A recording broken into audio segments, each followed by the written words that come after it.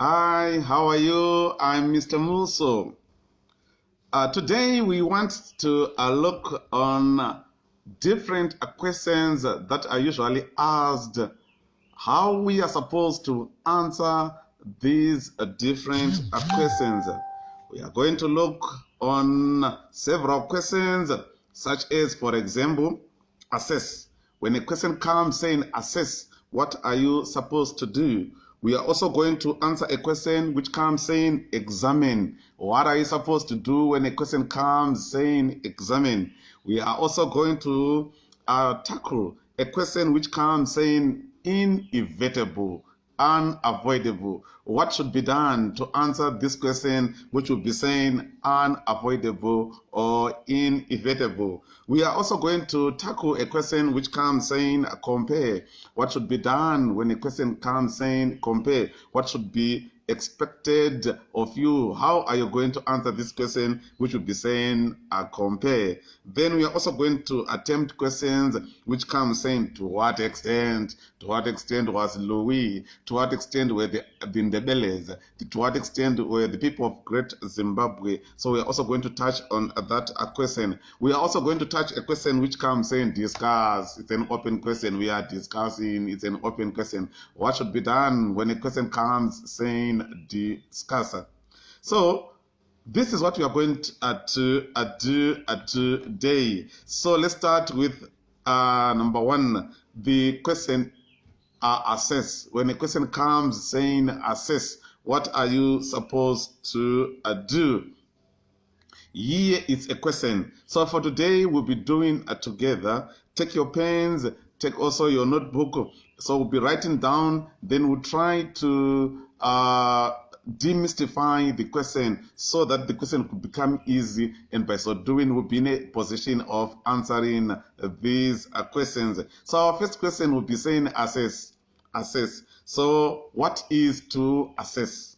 Possibly we'll start by defining the term assess.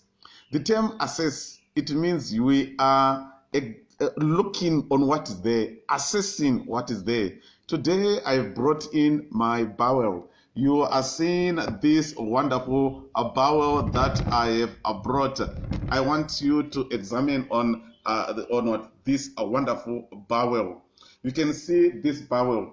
So if I ask you to examine this bowel, it means that you have to look on what is there on this bowel. You can see so many things are written. This one written on the bowel. You can also see a cartoon. This cartoon on the what are on the bowel. So there are so many things that we can see on this bowel. There are so many things that we are seeing on this bowel. So if I ask you to assess, it means that we are only going to look on what is here. So you are going to dwell much on assessing. I want to assess, okay, I can see a cartoon.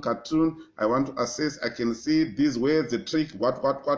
I can see also a spider. I can see also this spider. I am assessing what is there on this bowel. So that is what is to assess. So you closely look on what is there.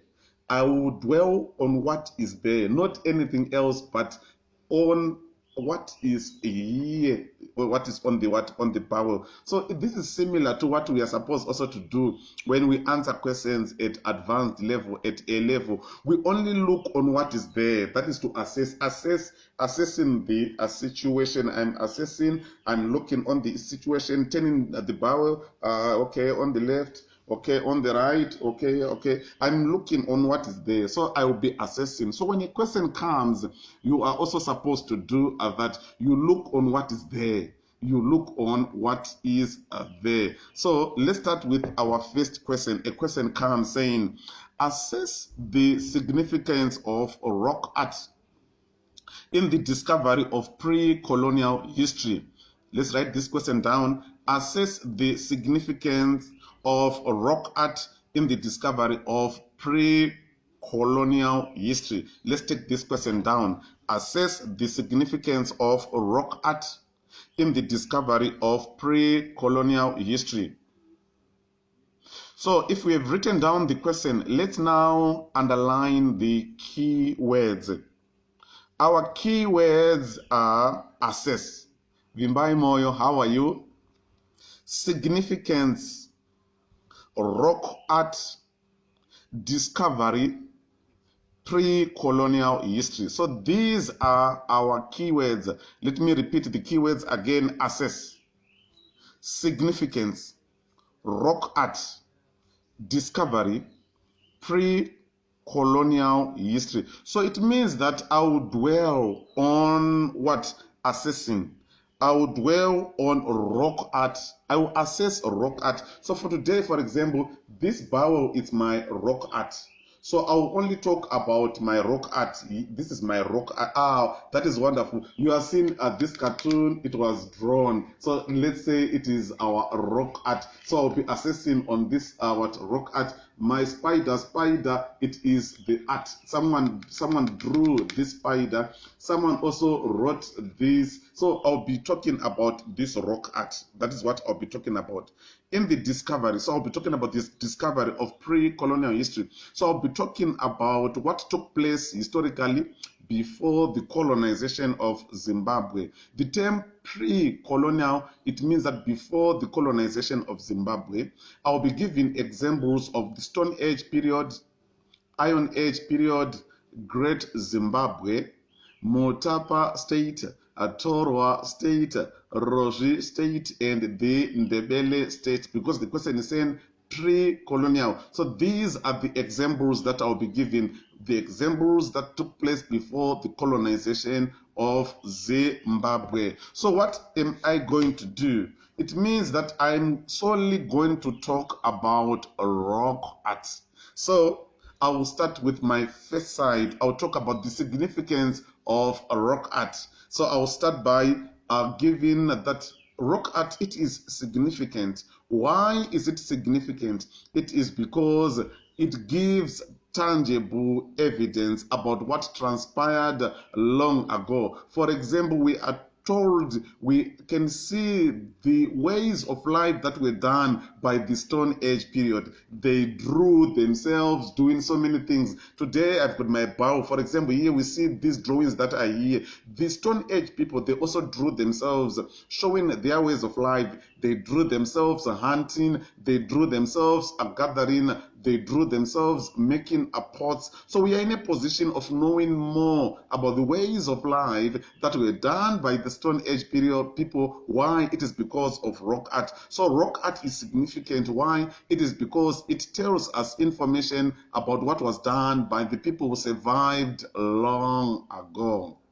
We move on again. We can also say that rock art, it is also significant because we are told about the economical activities that were done by these people who survived long ago. For example, the people at Great Zimbabwe, they were involved in agriculture, they were involved in pastoralism, they were involved in trade. So by so doing now, these people now, they drew themselves trading with the foreigners, they drew themselves herding cattle, they drew themselves cultivating crops. So we're in a position of knowing more about the ways of life that were done by these people through rock art. So by so doing now, we are in a position of knowing about how these people survived in the state which was known as the Roji state. We are also told about the social activities that were done by the people in the Roji state. They believed in God, in the ancestral spirits.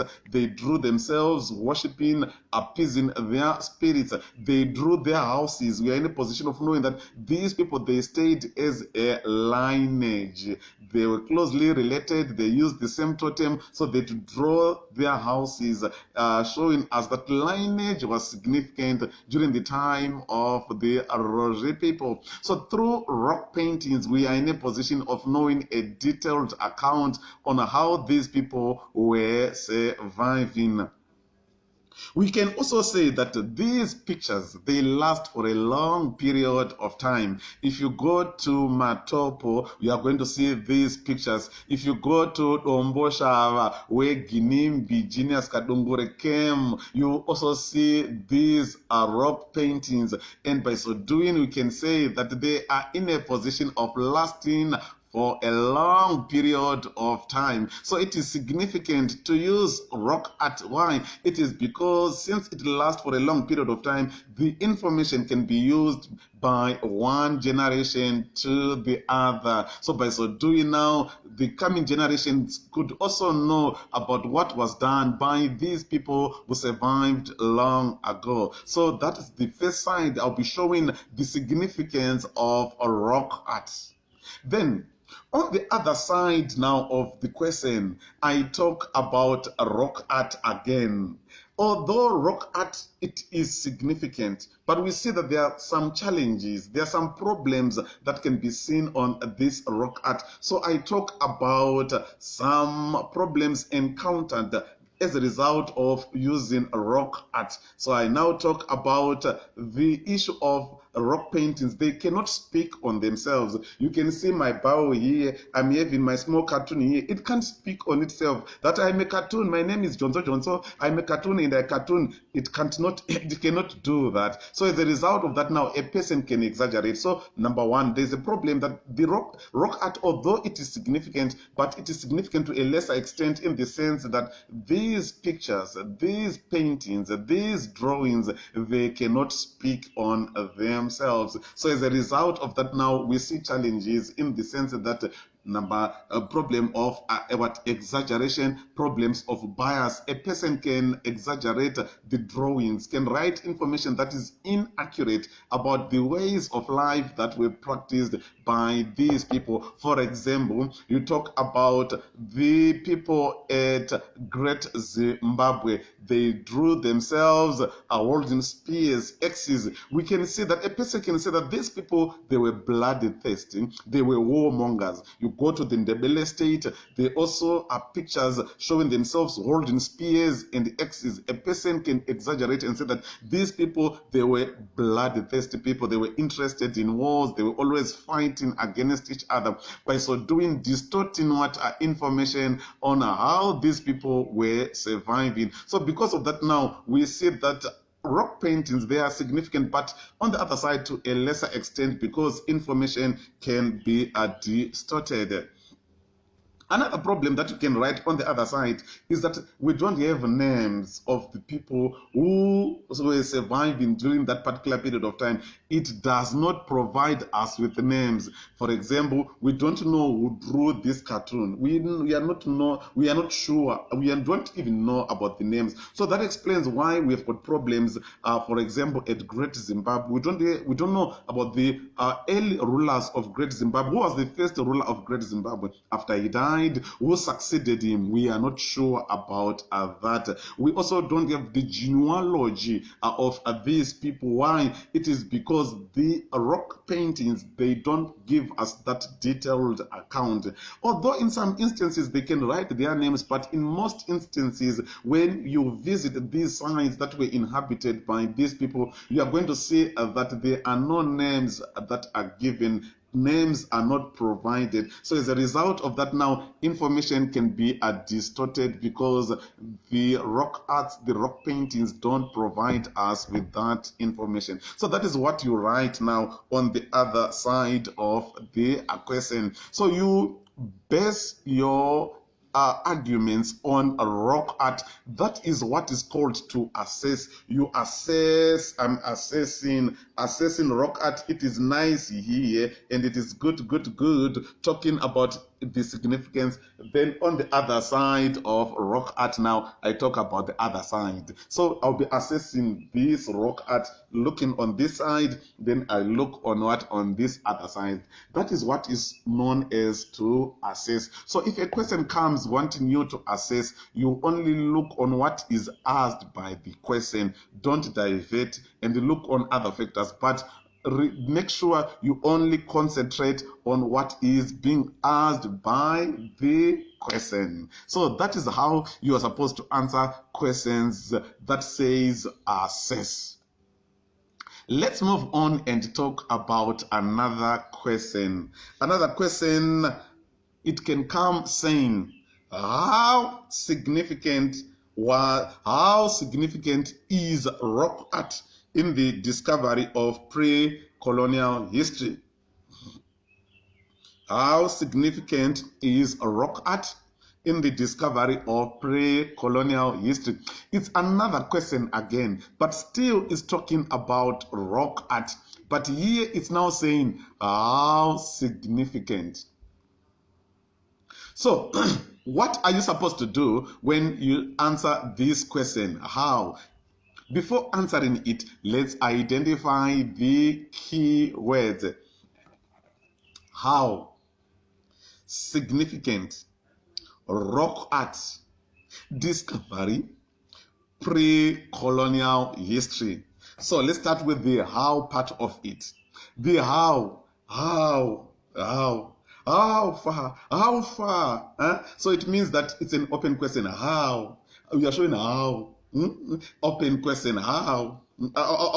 So it means that we have to talk about rock art, and we also, on the other side, talk about the other factors, because it's saying how and discovery of pre-colonial, which means you've got so many what are historical sources that are significant. So I'll talk about them. So how significant? So I'll talk about how significant was a rock art. I'll show what I've talked about on rock art. It is significant because it gives us tangible evidence. It is significant. It can last for a long period of time. It is significant. It depicts the ways of life that were done by these early people. I'm showing as a how. Then on the other side, we see that it is not only rock art that is significant in the discovery of pre-colonial history. We've got also other factors that are significant in the discovery of a pre-colonial history. We've got other sources that are also significant in the discovery of pre-colonial history. Which are these? I talk about oral tradition. It is significant. It is significant in the sense that it tells us information. It provides primary sources. Those eyewitnesses who witnessed the events taking place. So by so doing now, we see that we are in a position of knowing more about the ways of life that were done by the early people. We also talk about written records. They are significant because the information was written down. We've got information about the Mutapa state, how they traded with the Portuguese, how they interrelated with the Portuguese. We also have got information about the Roche state, how they survived in their communities. We've got information about the Ndebele state, how they survived in their communities. It was because of what? Of written what? Records. Then we've got also linguistics. Lingui also tells us about the languages that were spoken by these people. That these early people, they survived in different areas and they spoke different languages. So you're in a position of knowing about the languages that were spoken by these people. You move on, you talk about anthropology. Anthro, human beings, logy, study of human beings economically, politically, and socially. So we are in a position of knowing more about the discovery of pre-colonial history through the other sources. So this now shows that rock paintings is significant, but to a lesser what extent. Then on the other side, we've got also other historical sources that are significant in the discovery of pre-colonial history. So that is my conclusion. In my conclusion, to sum up, in summation, to conclude conclusively, it shows that the rock paintings, they play a significant role in the discovery of pre-colonial history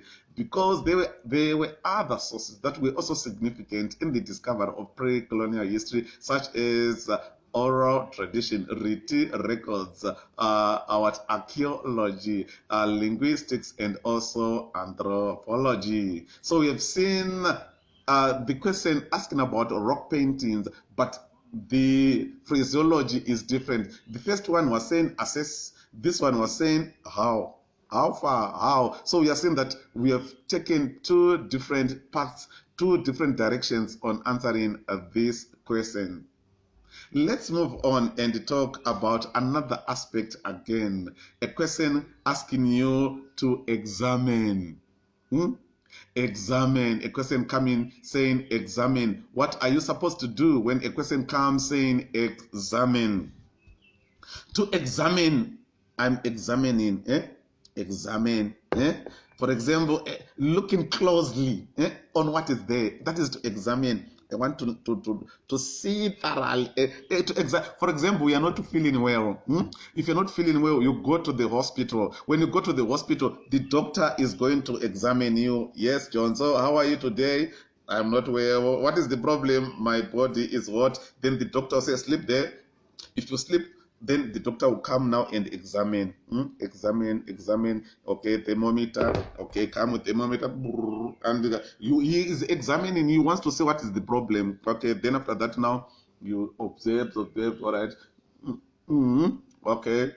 Okay. 38 degrees. He's examining. I said that examining the body. So he's not examining Johnson, he's examining you. So he's worried about you. He's not examining anyone, but examining you. You are going to write exams. If you are going to write an exam for FRS, if you are going to write an exam for history, if you are going to write an exam for Shona, you are going specifically for history. We are going specifically for FRS. That is what is being examined there. You won't say, I also do FRS and I also do history and what Shona. The exam is specifically for that history. It is specifically for that. The body, the doctor examine your body. So we are going to talk. So when a question comes about this, you only talk about what is there on the question, just like assess. You examine there what is there on the question. I'm examining what is also there. I'm just examining. All right. I want to examine. Okay. I'm examining what is there. So when a question comes saying examine, you examine what is there, what is being asked by the question. For example, let's have our practice question. Examine the role that was played by missionaries in the colonization of Zimbabwe. Examine the role that was played by missionaries in the colonization of Zimbabwe. Let's underline the key words. Number one, examine, role played by missionaries in the colonization of Zimbabwe. So I'll specifically talk about missionaries, colonization of Zimbabwe. I am examining the role that they played in the colonization of Zimbabwe. So on my first side, I talk about the missionaries. They played a role in the colonization of Zimbabwe. What am I going to talk about? We see that John Smith Moffat approached Lobengula. When he approached Lobengula, he influenced Lobengula to repudiate the Grobler Treaty. So this led Lobengula repudiate the Grobler Treaty, leading to the signing of the Moffat Treaty. So this clearly shows that the missionaries were responsible for the colonization of Zimbabwe. Why? It is because Johnson Smith Moffat had to influence Lobengula to repudiate the Grobler Treaty, and it led Lobengula to sign the Moffat Treaty, which paved the way for the colonization of Zimbabwe. Therefore, the missionaries were significant. They played an important role in the colonization of Zimbabwe. My second paragraph. These missionaries, they influenced Lobengula to sign terms which were going to lead to the occupation of Zimbabwe. Lobengula agreed that he was going to be a friend of the British Queen. But Lobengula never met the Queen. Lobengula, when he was going to meet the Queen, what were they going to talk about? So we see that this term, it was meant to deceive Lobengula, to think that he was secure now that he was a friend of the British Queen. Lobengula had to sign the Moffat Treaty, believing that if he befriended the Queen, his kingdom was going to be safeguarded. But this paved the way for the colonization of Zimbabwe. Hence, the missionaries, they were responsible for the colonization of Zimbabwe. Lobengula also agreed that, another paragraph, he was not going to sign any agreement with any other country without the knowledge and approval of the British High Commissioner, Sir Sidney Shepherd. Lobengula here gave away his kingdom to the British. Why? Because he was now supposed to ask for permission from Sir Sidney Shepherd. Asking for permission when he was the king of the Ndebele. He was not supposed to ask permission from anyone. But we are seeing that this time it was meant to make Lobengula think that the British were so much interested in protecting his territory. They were so much interested in protecting his kingdom. But indirectly, it paved the way for the colonization of Zimbabwe. Here, it now meant that the British were now responsible for whatever was taking place in the Ndebele state, and that on its own contributed to the downfall, it contributed to the collapse of the Ndebele state. So the missionaries were so significant in the occupation of Zimbabwe, they were so significant in the colonization of Zimbabwe. We also see that the missionaries, for example, Johnson Smith Moffat, he hated the Ndebeles. He regarded the Ndebeles as miserable people, and it was going to be a blessing if their kingdom was going to be destroyed. Why did he hate the Ndebele? It was because the Ndebele had refused to accept the gospel that he was preaching. He came preaching the gospel, hallelujah, Jesus is wonderful, repent, leave what you are doing. The Ndebeles had to say, we are not going to follow what you are saying. That angered Johnson Smith Moffat, and that on its own he began to regard the Ndebele as miserable people, and it was going to be a blessing if their kingdom was going to be destroyed. So that led to the colonization of Zimbabwe. He was now looking for ways in which these people were going to lose their area, lose their territory, lose their kingdom. The opportunity came when he was approached by Cecil John Rhodes. Therefore, the missionaries were responsible for the colonization of Zimbabwe. Reverend Charles Hem, comment on the term Rev. If you're called Rev, it means that you are a mighty man of God. There is a pastor, there is an apostle. Rev, it means that you are a man, a mighty man of God. So we see that on its own now led Lobengula to trust Reverend Charles Hem, whom he regarded as a trusted missionary. But we see that that trust led to the colonization of Zimbabwe. It paved the way for the colonization of Zimbabwe. Lobengula had to trust this reverend as a man of God, a man who came to preach the gospel. But in fact, this man was interested in the destruction of the Ndebele state. The missionaries were responsible for the colonization of Zimbabwe. Reverend Hem, he had to accompany these men to Lobengula. Lobengula had to receive these men. It had taken 5 weeks before they met Lobengula, but because these men eventually came with the Rev, it meant that Lobengula had to receive them. That on its own paving way for the colonization of Zimbabwe, because when Lobengula met these men, we see that he had to sign the Rat Concession, which was used as a catalyst, which was used as an instrument to colonize Zimbabwe. Hence, the missionaries were responsible for the colonization of Zimbabwe. So we are seeing that these missionaries, they were significant. These missionaries, they were so important. They played a vital role in the colonization of Zimbabwe. But however, on the other side of the question now, we say that we are examining, although they played an important role in the colonization of Zimbabwe, there are some positivities that we can note on what they did here in Zimbabwe. For example, these missionaries, they introduced new crops. Although they paved the way, but they introduced new crops that were grown in Zimbabwe. So we see new crops being grown, being cultivated by the local people. So besides paving way, but however, on the other side, we see that they had some positive reforms that they introduced in our country, Zimbabwe. Number 2, another paragraph, they preached the gospel of reconciliation. They brought light to our beloved nation, Zimbabwe. Our ancestors, our Shona, our Ndebele, they were involved in pagan in courts activities such as killing of twins.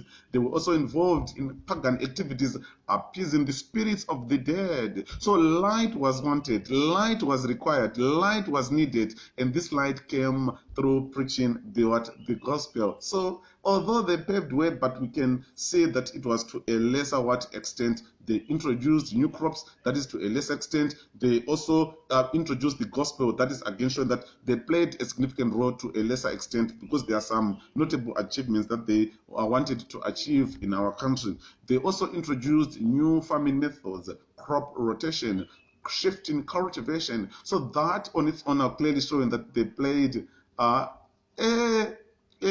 positive role in Zimbabwe. So we can say that the missionaries is to a lesser extent. They paved way, but on the other side, we look on what they also did in Zimbabwe. So that is how we answer the term examine. That is how we tackle the term examine. We examine what is there. If you go to write an exam for any subject, you answer what is there, what is being asked by the exam. Even if you are doing other subjects or any other combination, but when you specifically go for the exam that you are going to write, you answer. That is why you are given a timetable, that today you are going to write history, tomorrow you write Shona, tomorrow you write FRIS, tomorrow you write sociology. If you go for an exam for sociology, on that day you are examined about sociology, not history. So you are going to answer what is there on that particular day. So that is also similar to what we are supposed to do when we answer questions which come saying examine. But we say that a question can come saying discuss. Discuss. Discuss. If you are discussing, you'll be talking. You'll be just talking. So it means that's an open question. So let's have this question again. Discuss the role that was played by the missionaries in the colonization of Zimbabwe. Discuss the role that was played by missionaries in the colonization of Zimbabwe. So here it's an open question. We are just discussing what these missionaries did. And so let's underline the keywords we are discussing. Discussing. Then a role played missionaries colonization of Zimbabwe. So it's an open question. Now we are discussing what these missionaries did in the colonization of Zimbabwe. So we talk about the role that was played by the missionaries. Then on the other side, we talk about the other people who were also responsible for the colonization of Zimbabwe. Who were these people? You talk about Cecil John Rhodes. He played an important role in the colonization of Zimbabwe. You talk about Lobengula. He played an important role in the colonization of Zimbabwe. You move on, you talk about the Indunas. They also played an important role in the colonization of Zimbabwe. You talk about the concession seekers, those who came seeking for concession, signing concession treaties with Lobengula. They also played an important role in the colonization of Zimbabwe. The traders, they also played an important role in the occupation of Zimbabwe. The hunters, they also played an important role in the occupation of Zimbabwe. The explorers, those who wanted to explore, they also came and we see that they played an important role in the occupation of Zimbabwe. Charles Mazarura, how are you? We see that they also played an important role in the colonization of Zimbabwe. Britain also played an important role in the colonization of Zimbabwe because it gave Cecil John Rhodes a charter which he used to occupy Zimbabwe. Then the Berlin Conference of 1884-85, which divided Africa into spheres of influence, it also played an important role in the colonization of Zimbabwe. So that is what we talk about on the other side of the question. So if you are discussing, you just open, you just discuss about Ningi. You'll be, so it's an open, you'll be talking and talking. So if you are discussing, you are talking, you are talking. So you talk, you discuss. It's an open question. It's an open question. Unlike examine, clearly, I want to examine. I want to see. You want to see, examine. So you talk about what is there on the question. So let's now move on and talk about another type of question that we are supposed to know. A question which comes saying inevitable. Students have got problems in answering a question which comes saying inevitable. What exactly should be done when we answer this question which says inevitable? Okay, good. Let's start by defining the term inevitable. The term inevitable, it means unavoidable. It was not it was unavoidable. There was nothing that could have been done. It was unavoidable. So what should we do when we answer this question? Number one, avoid wishful thinking. Don't say if that is not asked by the question. Only concentrate what is asked by the question. Was it unavoidable? Was it inevitable? Then you show us great extent, you show us on the other side of what? Of the question. Don't include wishful thinking. Don't write what is not asked by the what? By the question. Concentrate on what is being examined by the question. Concentrate on what is there on the question. Then you show us inevitable, then on the other side. So the other side is the most challenging problem to so many students. But it's simple. Why? It is because the other side now, we see that we talk about factors that suddenly came that led the situation to become unavoidable. For example, you can see Mr. Muso is fit. Then suddenly you sick. You are sick, you are often. Then you are walking, yeah, Johnson is walking, Zuze is walking. Suddenly he triples on something, he falls. That is inevitable. Something that just comes without planning, something that just pops up, something that just comes without thinking that something can happen. For example, you are what? You are what? You are eating. Then suddenly a fly in your meal. It's sudden. It's unavoidable. But the other factors. But that it was another side of what of the question. A fly came. I was enjoying my salsa. I was enjoying my chips and chicken. But suddenly a fly. So that fly is automatically it goes on the other side of the what of the question. Let's start with this question, our first question. Let's write this question down.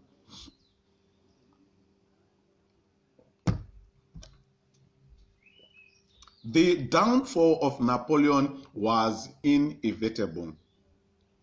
The downfall of Napoleon was inevitable. Discuss. Let's underline the term downfall. Napoleon, inevitable. So, the question wants us to talk about the downfall of Napoleon. Was it unavoidable? Yes. Then what about the other side? Was it unavoidable? Yes. But now, let's start with our first side. The downfall of Napoleon was inevitable. We are going to look on the long-term causes which led to the downfall of Napoleon. Then on the other side, we look on immediate factors that led to the downfall of Napoleon, which led his downfall to be inevitable. So we are concentrating on two, the long-term factors, then the short-term factors that led to the downfall of Napoleon. For example, Zuze. The death of Zuze was unavoidable. We look on the long-term factors. Then, short-term factors. On the day, in the morning, Matigim came and clapped Zuze, and Zuze died. So it was unavoidable because of the clapping, unavoidable. You have seen that. So let's start with long-term causes that led to the downfall of Napoleon. Number one, you talk about the continental system. You know about the continental system when he passed the Berlin Decree, which he wanted to suffocate Britain economically, but Britain had to pass the orders in council. So the downfall of Napoleon was inevitable because of the continental system. He strained his relations with Britain. Let's talk about militarism, continuous wars. He fought with Austria 1800, 1805, 1806. He fought with Austria and Russia. He fought with Prussia at the Battle of Jena. He fought with Russia at the Battle of Friedland. People were sick and tired of these continuous wars. So because of that now it led to his downfall. So militarism led to his downfall. That is continuous wars.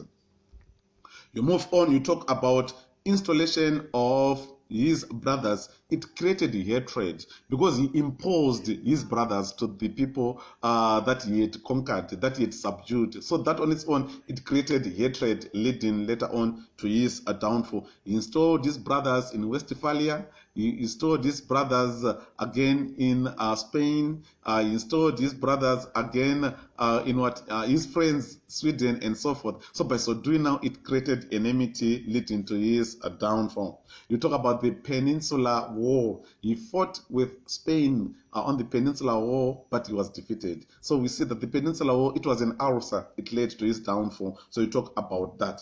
You talk about the rise of nationalism and liberalism leading to the downfall of Napoleon. So because of this rise, it led to his downfall. Then you move on, talk about the Moscow campaign. It led again to his downfall. Then you move on, you talk about the formation of the third coalition with Austria, Prussia, Russia at Borodino. It led to his downfall. Then you also talk about the formation of the fourth coalition at Waterloo, leading to his downfall. Britain, Austria, Prussia, Russia fighting against Napoleon, leading to his downfall. So that is what we talk about on this side. Then on the other side, factors that popped up, factors that came without planning, just came without planning. Which were these factors? It was not too fat. No one plans to be fat. No one plans. You see yourself fat. I'm not fat. I'm not worried about my body. That led, he was no longer as energetic as he was. So that led to his downfall. He was no longer energetic. Remember, when he came to power, he was a man of few snatches of sleep. He was energetic. He had that charisma, but now he was now a tough dunda. So because of that now, it led to his downfall. Number two, the death of his generals. His old generals, they were dead. Death is unpredictable. They died because of wars. So because of that now, you no longer had those experienced generals leading to his downfall. Why? Because death is unavoidable. You don't know when you are going to die. You don't know your tomorrow. You don't know your next week. You don't know your next year. You don't know. It's unpredictable. So it was unavoidable. Because of death, these generals, they were gone. Then you move on, the issue of winter on the Moscow campaign. He attacked Russia. He never anticipated that this war would take long. But because of winter was fast approaching. He never anticipated that. You can't know, I'm going to defeat them. After that, I'll come back. But he never knew that this war was going to take a long period of time. Winter fast approach, boom, downfall. Then you talk about desertion. Soldiers deserted. He never knew that when he was going to attack Russia on the Moscow campaign, soldiers were going to desert. And by so doing now, desertion now. Soldiers are not teaser. They've ran away. What should I do? Recruit more. That destabilized his army, leading to his downfall. So we are saying that inevitable. We are talking about factors, the factors that just pops up, the factor that just comes without planning, leading to the downfall. So that on its own explains that the downfall of Napoleon was inevitable. So that is how we should answer the questions that come saying inevitable, unavoidable. Let's move on and talk about the question which says compare. Compare and contrast. It can come saying rather than. It can come saying more. They more than. So it means that we are supposed to compare. Students also have got problems in answering questions with comparison. What is to compare? To compare, we are talking about John. We are talking about Mary. We compare these two. So we talk about them in the same paragraph. So the term compare, it means similarities. John and Mary, similarities. Then on the other side of the question, I talk about their differences. So whenever you see a question saying yet, rather than, compare, more, it means that your first paragraphs, you should write the similarities. Similarities are written in the same, you'll be writing about John and Mary in the same paragraph. Then on the other side of the question now, you show us the differences. That is to compare. Don't write about John, Ari Ega, alone. Then you write on the next paragraph, Mary alone. That is not to compare. We do that in the same paragraph. We write in the same paragraph. For example, let's have practice questions here. For example, this one is so simple. Compare and contrast the ways of life of the Sen and the Khoi Khoi. Compare and contrast the ways of life of the Sen and the Khoi Khoi. So let's underline our keywords: compare, contrast, ways of life, Sen and the Khoi Khoi. So I will talk about the Sen and the Khoi Khoi similarities. I will talk about the Sen and the Khoi Khoi differences. Let me give you an example. Let me start with similarities. The Sen people were involved in hunting. They hunted for meat, they hunted for hides, and they also hunted for horns. This was also done by the Khoi Khoi. They were also involved in hunting They hunted also for meat and hides, clearly showing us that the Sen and the Khoi Khoi had similar ways of life. That is comparing. Another paragraph. The Sen people, they told stories, they danced for the new and the full moon. The new moon marked the beginning of a season. The full moon marked the end of a season. This was also done by the Khoi Khoi, who also danced for the new and the full moon. They celebrated the new moon because it marked the beginning of a season and the end of a season. I am showing the similarities in the same paragraph. Even if a question comes saying in what form, but asking you about comparison, you talk about the similarity. Then on the other side of the question now, the differences. The Khoi Khoi were involved in the keeping of cattle, sheep, and goats. They got meat, milk, hides from these animals. This was different to the Sen people, who were not involved in pastoralism. The Sen were solely responsible for hunting and not keeping of animals. I'm showing differences again. You move on. Another paragraph. The Khoi Khoi established permanent homes. They were not on the move, always on the move like the Sen people. This was because they were involved in agriculture. They were supposed to monitor their crops as they grew. On the other side, the Sen people, they were nomads. They were involved in nomadism. They moved from place to place looking for food. So you are seeing the similarities. So that is what you are supposed to do when you write a comparison question. You show the similarities in the same paragraph. On the other side, you show these differences again in the same paragraph. Let me give you other questions. For example, compare the reign of Louis XVI. Compare the reign of Louis XVIII and the reign of Charles X. Compare the reign of Louis XVIII and Charles X. So you talk about the similarities, then on the other side you talk about the differences.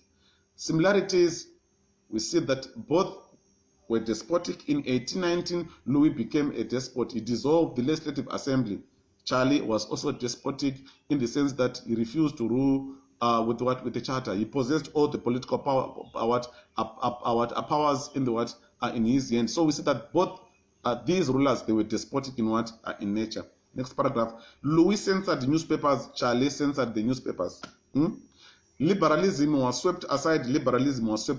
Similarities. Then on the differences now. We now move on. We talk about Louis accepted to rule with a charter. This one refused. My differences are.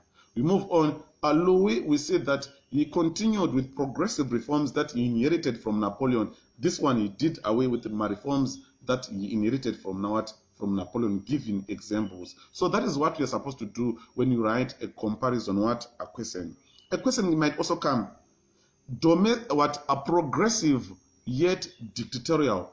Progressive yet dictatorial. Discuss this assertion on Napoleon's domestic policies. Progressive yet. So you'll be showing that Napoleon's domestic policies, they were progressive but despotic. Progressive in the sense that employment creation, progressive in the sense that education was established, literacy level improved, People could now read and write. Schools were built. That is progressive. But we see that his domestic policies, they were despotism in the sense that the girl child not given equal opportunities. We see that the curricula, it was designed by his supporters, so he was what? Despotic. Progressive, showing what? A despotic. On the other side, in that same paragraph, then on the other side, you now talk about there were some reforms that were only progressive. So you now show the differences that we see. For example, employment creation, it was progressive. It was just it was just progressive. It benefited so many people in the country, rather than so you talk about that and showing that. So be careful about this question. More, you're showing more than you show the other side. So you'll be talking about these in the same paragraph. You show this in the same paragraph. On the other side, you show again either Watanganima similarities, you have studied the similarities, then on the other side, you talk about the differences. Let's talk about the last question that usually comes. It says, to what extent? This one is a very simple one. If it comes, so many people, they are in a position of answering it. For example, to what extent were the political problems responsible for the downfall of Great Zimbabwe? To what extent? So you talk about the greater extent and also the lesser extent. There is no problem with that question. So many are in a position of answering to what extent, because it's a broader question. You look, or you just say is how far, greater and lesser. So this one is clear. So many students are in a position of answering this question. The problem is on assess. The problem is on examine. The problem is on comparison. The problem is on inevitable. Another problem, when a quotation comes, other questions, they come with a quotation.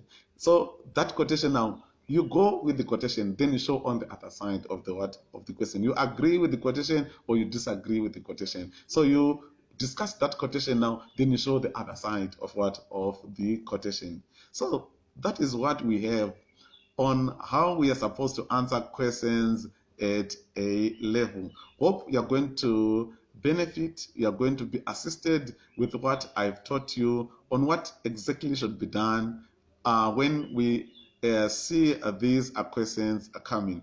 Thank you so much for your time. I'm Mr. Muso.